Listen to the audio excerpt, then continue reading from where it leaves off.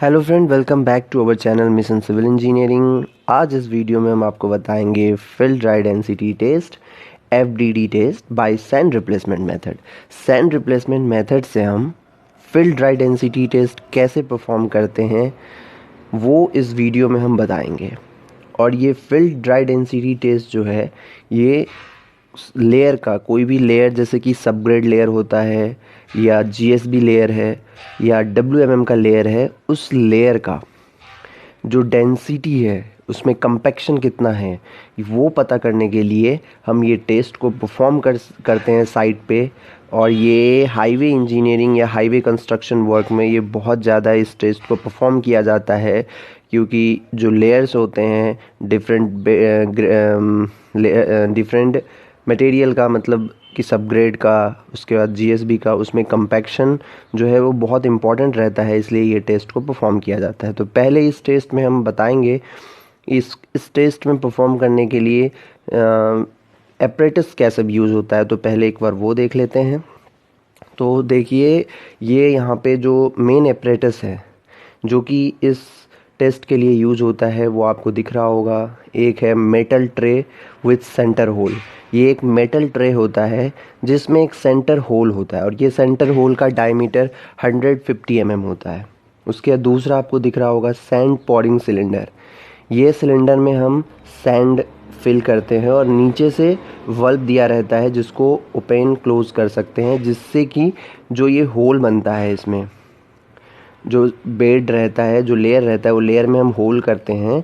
उस होल में सैंड पॉर करने के लिए ये सैंड पॉरिंग सिलेंडर का यूज़ करते हैं।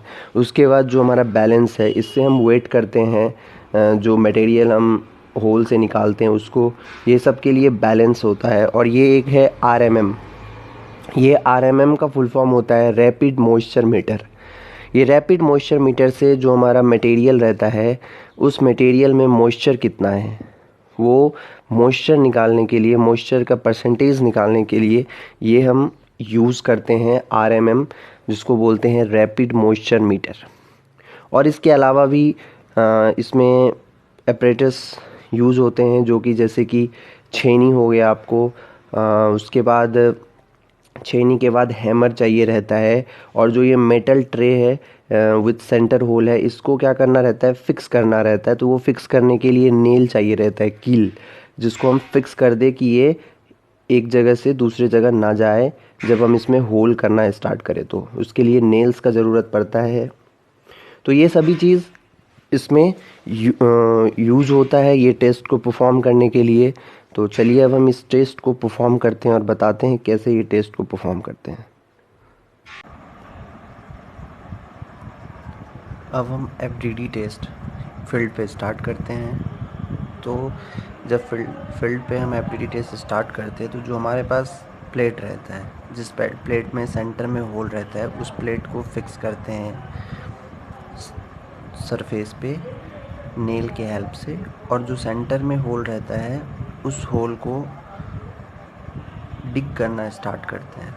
वहाँ पे होल बनाते हैं जिस होल का डायमीटर 150 mm होगा और डेप्थ भी 150 mm होगा। और तब तक हम जो हमारा RMM होता है, रैपिड मॉइस्चर मीटर RMM, उसको हम तब तक क्लीन कर लेते हैं ताकि हम जो सैंपल अभी मटेरियल जो निकल रहा है हमारा सबग्रेड से, उसको उसमें डाल के उसका मॉइस्चर चेक कर सकेंगे।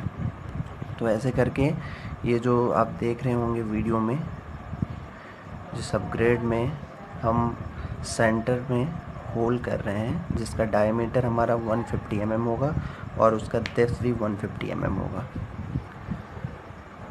और इसको हम टाइम पे मेज़र करते रहते हैं स्केल से। तो ये हमारा टेस्ट स्टार्ट हो चुका है। और जो मटेरियल ये होल से निकलता है उसको, जो ये प्लेट है, उससे बाहर नहीं जाने देना है, नहीं तो इसका जो वेट रहता है, वेट में फ़र्क आ जाएगा और जिसके कारण से जो FDD होता है, जो कंपैक्शन हमारा, वो कम आ सकता है। तो इसलिए ये केयरफुली इसको होल बनाते हैं केयरफुली। और ये हमारा साइड में जो सेटअप दिख रहा है, ये RMM इंस्ट्रूमेंट जो है रैपिड मॉइस्चर मीटर, उसका ये सेटअप है। वो जो स्पून देखे होंगे, उस स्पून से जो इसमें केमिकल डालते हैं कैल्शियम कार्बाइड, वो निकालने का हेल्प करता है। और ये जो वेजिंग दिख रहा होगा, एक वेजिंग मशीन जैसा, तो इसमें हम सैंपल को लेते हैं और जो हमारा RMM का जो इंस्ट्रूमेंट है उसमें डाल के हम उस मटेरियल का मॉइस्चर निकालते हैं। और उसके बाद जो ये हमारा सैंड रिप्लेसमेंट मेथड है, तो सैंड रिप्लेसमेंट मेथड के लिए हम सैंड यूज़ करते हैं। और सैंड के साथ में आप देखे होंगे जो सिलेंड्रिकल सैंड पोरिंग सिलेंडर था, उसमें हम सैंड फिल कर लेते हैं। और सैंड फिल करने के बाद उसका वेट करते हैं और उस वेट को हम नोट कर लेते हैं। और उस वेट को जो नोट करते हैं तो उसको W1 लेट करके नोट करते हैं। तो अभी आप आगे वीडियो में देखेंगे, हम आपको दिखाएंगे टेबल के साथ, जिसमें कि हम जो भी डेटा है कलेक्ट करेंगे तो वहाँ पे हम लिखते जाएंगे। और लास्ट में भी आपको हम बताएंगे कैलकुलेशन कैसे होता है। और जो ये अभी हम कैलकुलेशन यहाँ पे आपको बताएंगे, ये एग्जैक्ट नहीं होगा, ये एक एग्ज़ाम्पल के तौर पे है। इसमें हम एक एग्ज़ाम्पल बता रहे हैं। और ये जो आपको अभी दिख रहा है, ये सीव है। ये सीव जो रहता है, ये 1 mm और 600 माइक्रोन का सीव रहता है। जो हम सैंड रिप्लेस करते हैं, वो सैंड जो है 1 mm से पासिंग रहना चाहिए।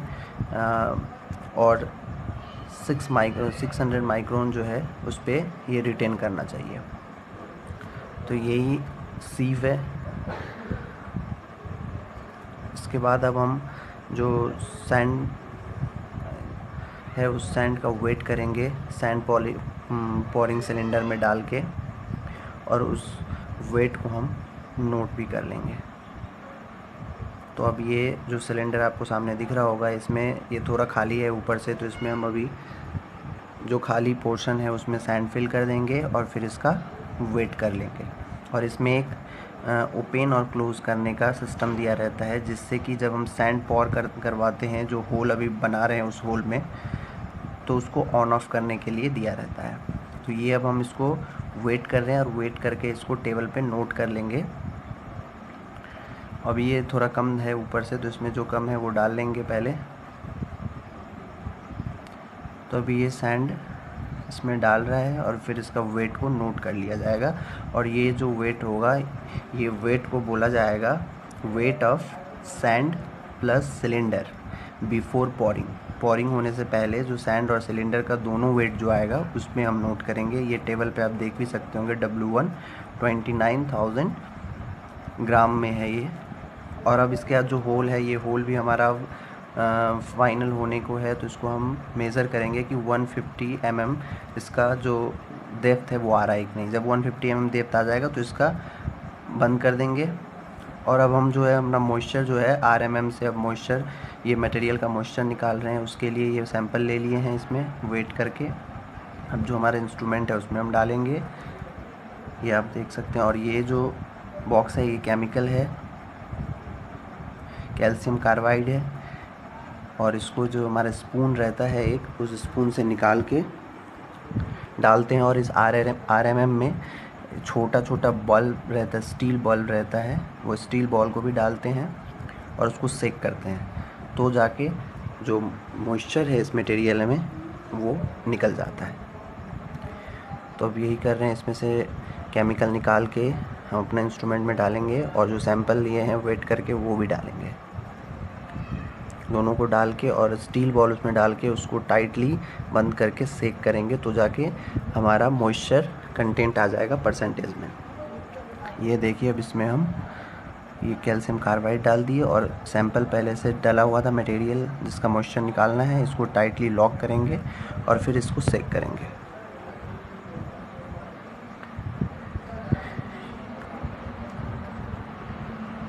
ये टाइट हो गया, अब इसको हम सेक करेंगे।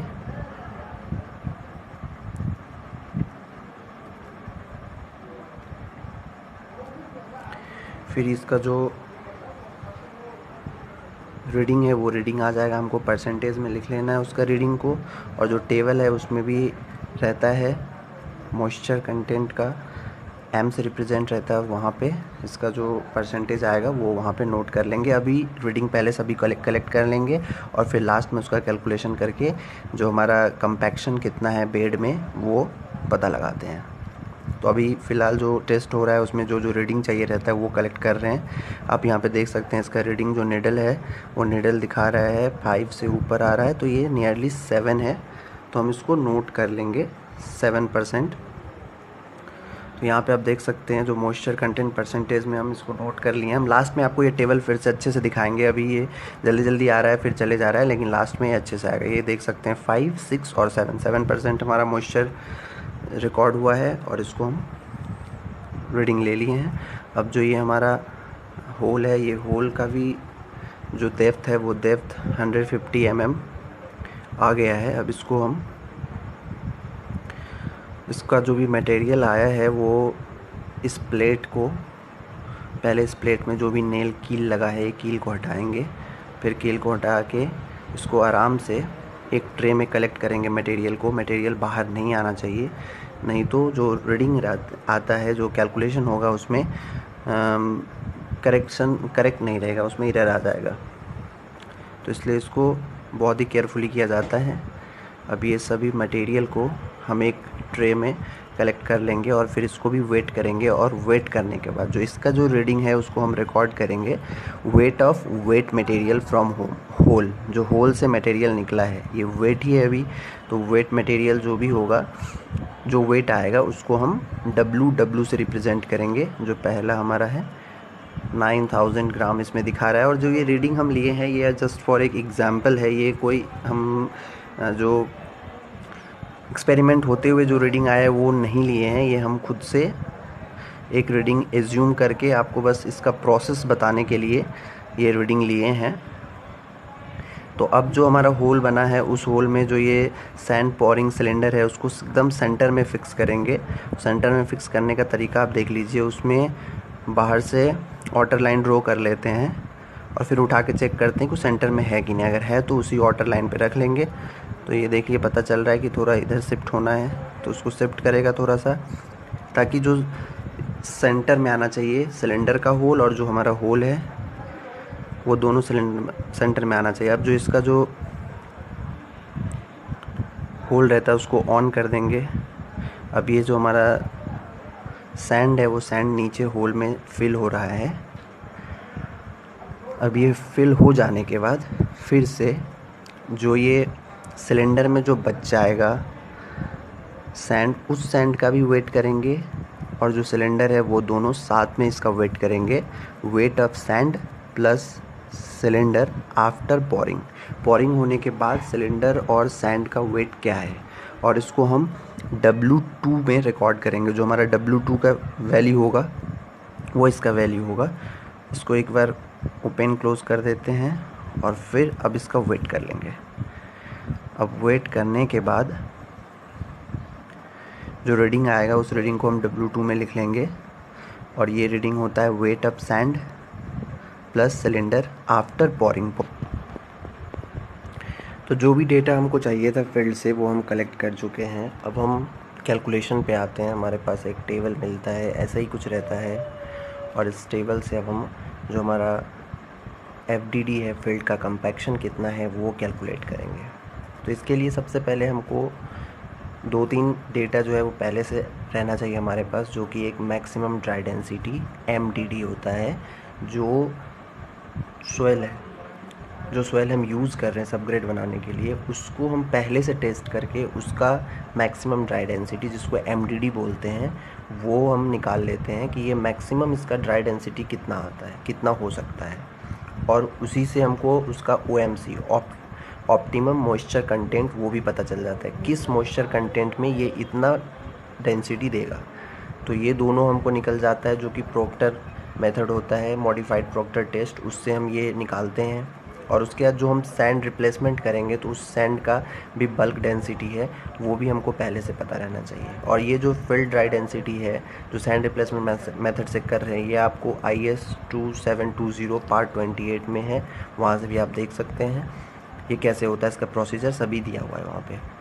तो हम स्टार्ट करते हैं। पहले हमारा चेन एज इन किलोमीटर दिया है, तो हम किस जगह पे जो रोड रहता है उसका चेन एज रहता है, किस जगह पे हम टेस्ट कर रहे हैं वो चेन एज का नाम, चेन एज नंबर रहता है। तो 137+00 ये एक एग्जांपल के तौर पे है, तो हम लेट कर लिए हैं। उसके बाद ऑफसेट फ्रॉम सेंटर, जो रोड का सेंटर है वहाँ से हम जो होल बना रहे हैं वो होल कितने दूरी पे है तो उसको हम लिख लेंगे। तो ये 5.5 मीटर यहाँ पे लेट किए हैं। और जिसके बाद वेट मटेरियल फ्रॉम होल, जो हमारा होल से निकला था वेट, उसको हम WW से रिप्रेजेंट करेंगे और उसको यहाँ पे नोट कर लेंगे। ये जो भी डेटा है ये एक्चुअल नहीं है, ये फील्ड पे नहीं किया गया है, ये बस हम खुद से एज्यूम करके आपको दिखा रहे हैं। और जो प्रोसेस दिखाए हैं वो प्रोसेस सेम होता है, वैसे ही प्रोसेस होता है, उसी प्रोसेस से हम फील्ड ड्राई डेंसिटी निकालते हैं बाय सैंड रिप्लेसमेंट मेथड। बस ये डेटा जो है ये खुद से एज्यूम किया गया है और इसमें हम आपको बता रहे हैं अभी। तो उसके बाद WW हमको मिल गया। उसके बाद wait of sand plus cylinder before pouring, ये भी हमको मिल गया था फील्ड से, जिसको हम W1 से रिप्रेजेंट किए हैं। 29,000 ये ग्राम में है। उसके बाद wait of sand plus cylinder after pouring, जब हम पोरिंग कर लिए थे उसके बाद जो हमारा सिलेंडर का वेट और सैंड का वेट था उसको WT से रिप्रेजेंट करेंगे, और जो यहाँ पे 19874 ग्राम है।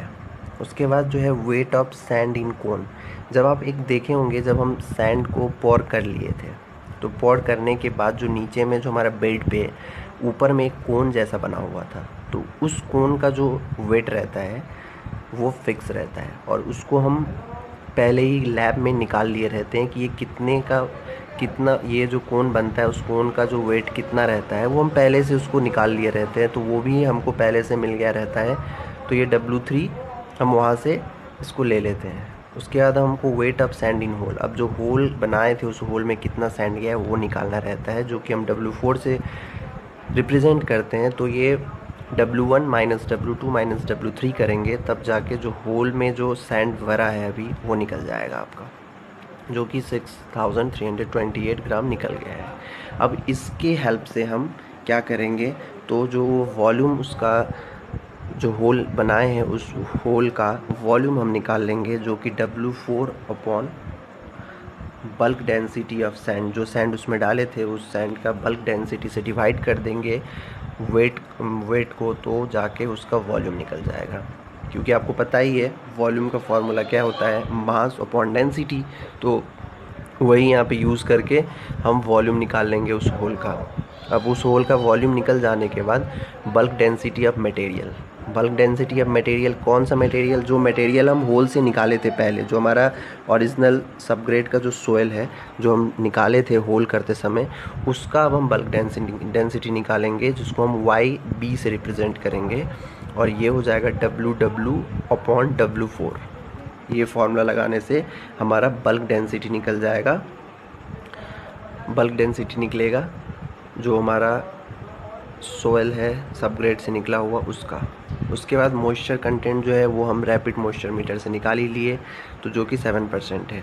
और इसका और भी मेथड है, आप इसको जो ड्राई करके भी निकाल सकते हैं। पहले एक वेट लेंगे, कुछ सैंपल, उसको वेट करेंगे, फिर उसको ड्राई करेंगे, फिर उसका वेट करेंगे, और फिर उसका परसेंटेज निकालेंगे कि कितना इसमें मॉइस्चर था। वो भी मेथड यूज़ करते हैं, पर ये RMM जो रहता है इससे बहुत फास्टली निकल जाता है, तो यही प्रीफर किया जाता है ज़्यादा सबग्रेड के केस में। उसके बाद फील्ड ड्राई डेंसिटी जो है, फील्ड ड्राई डेंसिटी निकालने का फार्मूला है YD से इसको रिप्रेजेंट करते हैं, और इसका फार्मूला है YB अपॉन 1 + m/100। तो हमारे पास सभी डाटा है, YB भी है, m का भी वैल्यू है, तो ये सभी को पुट करेंगे तो 1.998 आ जाएगा। अब हमारा जो फील्ड ड्राई डेंसिटी आया है वो आया है 1.998, लेकिन जो इसका मैक्सिमम ड्राई डेंसिटी उस सोयल का है वो है 2.260, जो कि आपको स्टार्टिंग में बताए थे कि प्रोक्टर मेथड के हेल्प से हम ये डेटा को निकालते हैं मैक्सिमम ड्राई डेंसिटी। तो हमारा इस सोयल के लिए मैक्सिमम ड्राई डेंसिटी 2.260 है, लेकिन ये आ रहा है हमारा जो भी है 1.998 आया है। तो अब इससे हम फील्ड का कंपैक्शन निकालते हैं परसेंटेज में कि ये कितना कंपैक्शन हुआ है।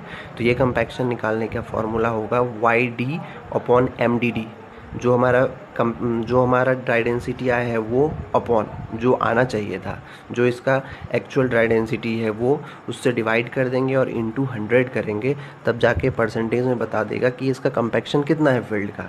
तो ये निकल के आता है 88.41%। तो ये जो कंपैक्शन है ये बहुत ही कम है। ये हमारा जो सबग्रेड के केस में ये 97% आना चाहिए, 97% आना चाहिए, लेकिन ये 88% आया है। तो इसका मतलब ये है कि इस फील्ड में अभी और कंपैक्शन चाहिए है। तो ये हम एक आपको एग्जांपल बताए हैं, ये जो डेटा है ये डेटा हम खुद से ज़ूम किए हैं और आपको बताए हैं।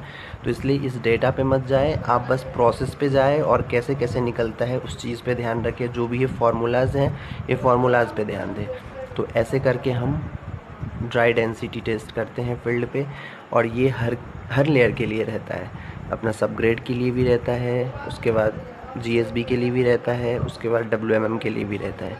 ये सभी लेयर का कंपैक्शन टेस्ट होता है, और जिसका जो स्पेसिफिकेशन है वो स्पेसिफिकेशन के अकॉर्डिंग आना चाहिए, तभी जाके वो बेड हमारा पास होगा, वो बेड तभी जाके ओके होगा। तो होप कि आपको ये वीडियो पसंद आया होगा, आपको इससे कुछ नॉलेज मिला होगा, आपके लिए हेल्पफुल होगा। तो आपको ये वीडियो पसंद आया तो प्लीज़ लाइक करना ना भूलें वीडियो को, और चैनल को ज़रूर सब्सक्राइब करें। और जो भी आपका सिविल इंजीनियर फ्रेंड है जिसको ये आगे यूज आ सकता है, जिसके लिए ये हेल्पफुल हो, उसको उसके साथ शेयर करें। Thank you.